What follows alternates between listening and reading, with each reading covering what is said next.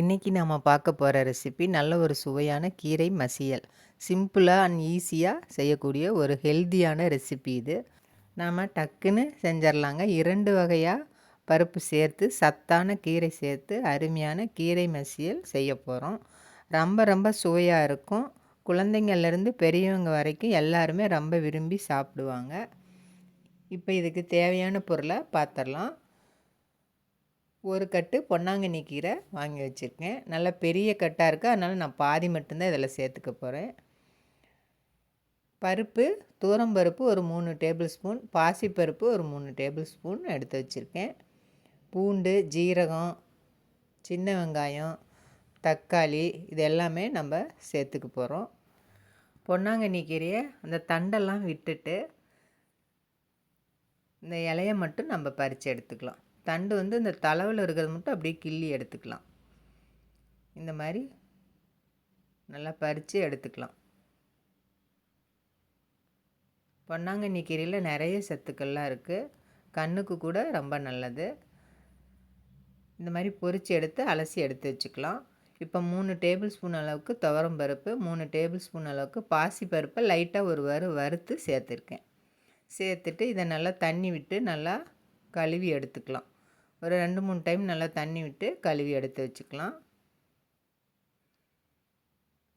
இப்போ ஸ்டவ்வில் ஒரு மண் பாத்திரம் வச்சுருக்கேன், மண் சட்டி.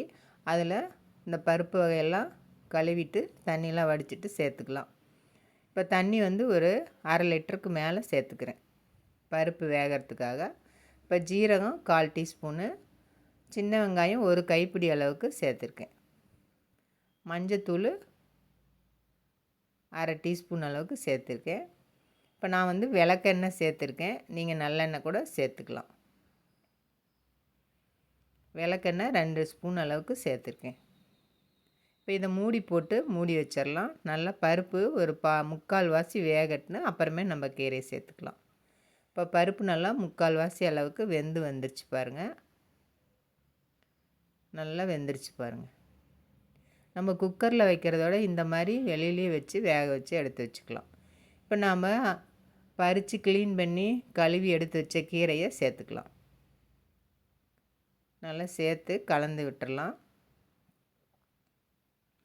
கலந்து விட்டு இது மூடியே போட வேண்டாம், நம்ம அப்படியே வச்சு வேக வச்சுக்கலாம். ஒரு 2 நிமிஷம் நல்லா வெந்து வரட்டுன்னு நம்ம மறுபடியும் மற்ற பொருளில் சேர்த்துக்கலாம். நீங்கள் எந்த கீரை வேணாலும் சேர்த்துக்கலாம். சிறுகீரை, பாலக்கீரை, இந்த மாதிரி எந்த கீரை வேணாலும் நம்ம பருப்போடு சேர்த்து செஞ்சுக்கலாம். ஒரு 2 நிமிஷம் வேகட்டுன்னு. இப்போ 2 நிமிஷம் வெந்துருச்சு. பூண்டு ஒரு 4-5 பல் சேர்த்துக்கலாம். தக்காளி ஒரு சின்ன சைஸு தக்காளி சேர்த்துருக்கேன். சேர்த்து மறுபடியும் நம்ம வேக வச்சுக்கலாம். இப்போ ஒரு மிக்ஸி ஜாரில் 2 மிளகாய், ஒரு கைப்பிடி அளவுக்கு தேங்காய் எடுத்திருக்கேன். நல்லா நைஸாக அரைச்சி வச்சுக்கலாம். இப்போ கீரை நல்லா வெந்து வந்துருச்சு. தக்காளி, பூண்டு எல்லாமே போட்டிருந்தோம். நல்லா பாருங்கள் வெந்து நல்லா வந்திருக்கு. இப்போ இதை நாம் வந்து மத்து வச்சு நல்லா கடைஞ்சி விட்டுக்கலாம். மத்தில் கடைஞ்சாவே போதும், நல்லா கடையை விட்டுரும். இந்த மாதிரி மத்து வச்சு நல்லா கடைஞ்சி விட்டுடலாம். ஓரளவுக்கு நல்லா மசிஞ்சு வர்ற அளவுக்கு கடைஞ்சி விட்டுக்கலாம். கீரை நல்லா திப்பி திப்பியாக இலையாக இல்லாமல் நல்லா மசிஞ்சு வர்ற அளவுக்கு கடைஞ்சி விட்டுக்கலாம். இது நல்லா இட்லி, தோசை, சப்பாத்தி, நல்லா சுட சுட சாதம் இது கூடலாம் சேர்த்து நல்லா சாப்பிட்றதுக்கு ரொம்ப அருமையாக இருக்கும். இப்போ இதுக்கு தேவையான அளவு உப்பும் சேர்த்தாச்சு. உப்பு சேர்த்து நல்லா கடைஞ்சி விட்டுக்கலாம். நல்லா கீரை பருப்பு எல்லாம் மசிஞ்சு வரணும். அப்போ தான் நல்லா சுவையாக இருக்கும். நல்லா சுட சுட சாதத்தோட ஒரு பொரியல் வச்சு சாப்பிட்டா அவ்வளோ அருமையாக இருக்கும். நல்லா இந்த மாதிரி மத்து வச்சு கடைஞ்சிக்குங்க, ரொம்ப அருமையாக இருக்கும்.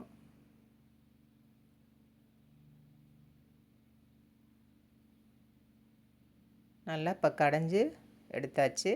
நல்லா மசிஞ்சு வந்துடுச்சு பாருங்கள். இந்த மாதிரி நல்லா மசிஞ்சு வரணும். இப்போ நம்ம அரைச்சி வச்சோம் இல்லையா, மிக்ஸி ஜாரில் போட்டு மிளகாயும் தேங்காயும், அந்த பேஸ்ட்டை சேர்த்துக்கலாம். மிளகாயும் தேங்காயும் சேர்த்து அரைச்சி வச்சுருக்கிற பேஸ்ட்டை சேர்த்து மிக்ஸி ஜாரில் கொஞ்சமாக தண்ணி சேர்த்து கலந்து விட்டுக்கலாம். இப்போ இது ஒரு 2 நிமிஷம் நல்லா கொதித்து வரணும். தேங்காய் சேர்க்கறனால ரொம்ப சுவையாக இருக்கும். இப்போ நல்லா ஒரு 2 நிமிஷம் நல்லா கொதித்து வந்துருச்சு. நல்லா இந்த மாதிரி கொதித்து வரணும். அப்போ தான் இந்த தேங்காயோட பச்சை வாசனை போகும். நீங்கள் பருப்பு வேக போடலையே பச்சை மிளகாயோ இல்லை காஞ்ச மிளகாயோ சேர்த்து கூட போட்டு வேக வச்சு கடைஞ்சிக்கலாம். உங்கள் காரத்துக்கு தகுந்த மாதிரி நீங்கள் சேர்த்துக்கலாம். இப்போ ஸ்டவ்வில் ஒரு தாளிப்பு கரண்டி வச்சுருக்கேன். அதில் எண்ணெய் ஒரு 3 டேபிள் ஸ்பூன் சேர்த்துட்டு கடுகு உளுந்து ஒரு டீஸ்பூன் அளவுக்கு சேர்த்துக்கலாம். கடுகு உளுந்து பொரிஞ்சோன்னையும் கருவேப்பிலை ஒரு கையளவு, மிளகாய் ஒரு கையளவு சேர்த்துருக்கேன். சின்ன வெங்காயம் 1/2 கப் அளவு சேர்த்துருக்கேன். நம்ம முன்னையே சின்ன வெங்காயம் சேர்த்துருக்கோம். இப்போ தாளிக்கும் போதும் சின்ன வெங்காயம் சேர்த்துருக்கோம்.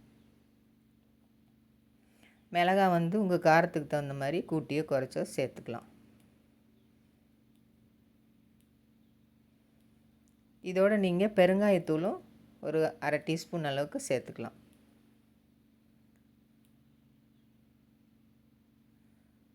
மிளகாய் வந்து நான் 6 மிளகாய் கிள்ளி போட்டு சேர்த்துருக்கேன், காஞ்ச மிளகாய். இப்போ நல்லா வெங்காயமெல்லாம் நல்லா வதங்கி வந்துடுச்சு. இப்போ நம்ம பருப்போடு சேர்த்துக்கலாம்.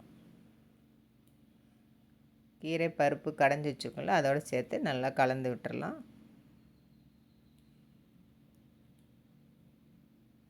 கலந்து விட்டு ஸ்டவ் ஆஃப் பண்ணிடலாம். ஏன்னா அந்த சட்டி சூட்லேயே வந்து அது நல்லா கொதித்து வந்துடும். இப்போ பாருங்கள், நெய் ஒரு 2 டீஸ்பூன் அளவுக்கு விட்டுருக்கேன். நல்லா விட்டு கலந்து விட்டுறலாம். இப்போ உப்பு பத்தலை, கொஞ்சமாக உப்பு சேர்த்துக்கிறேன். எல்லாம் சேர்த்து நல்லா கலந்து விட்டுறலாம். ஸ்டவ் ஆஃப் பண்ணியாச்சு. இப்போ நம்மளுடைய பருப்பு கீரை மசியல் ரெடி ஆயிடுச்சு. இப்போ நம்ம வேறு ஒரு பவுலுக்கு மாற்றிக்கலாம். நீங்களும் இதே மாதிரி ட்ரை பண்ணி பாருங்கள்.